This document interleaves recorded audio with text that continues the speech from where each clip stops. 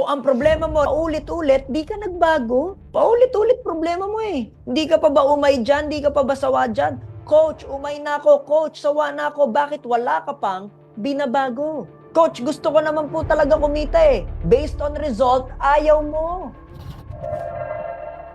Ano mo po malalaman kapag nag-grow ka na? Kapag yung problema mo noon, hindi mo na problema ngayon. Ano mo malalaman kapag hindi ka pa nag-grow? Yung problema mo noon, problema mo pa rin ngayon. Kasi kung gusto mo, it must cause you or push you to change. Cause you and push you to grow. And when you change, when you grow, that's the only time na magkakaroon ng pagbabago sa buhay mo at magkakaroon ng pagbabago. Negosyo mo, magkakaroon ng pagbabago sa resulta mo. Hanggang kailan mo pangahawakan yung parehong problema na dapat hindi mo na problema kung nag-grow ka lang. If you've just gone bigger than your problem. Because the only way is growth. The reason why God is not giving you more blessing is because you cannot even handle the responsibility that comes with what you have today.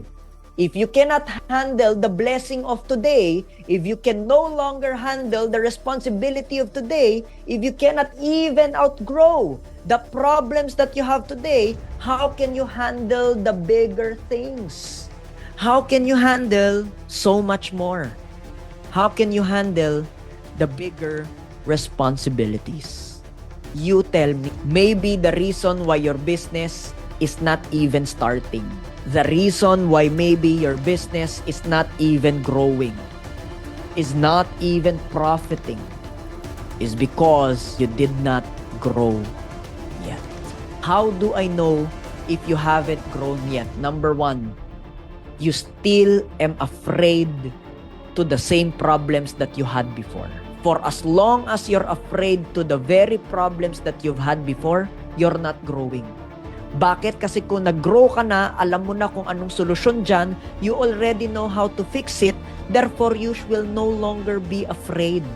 Number two, you are still worrying with the same problem that you should not be able to worry anymore because you've already should have outgrown it. If you haven't outgrown it yet, that's why you're worried.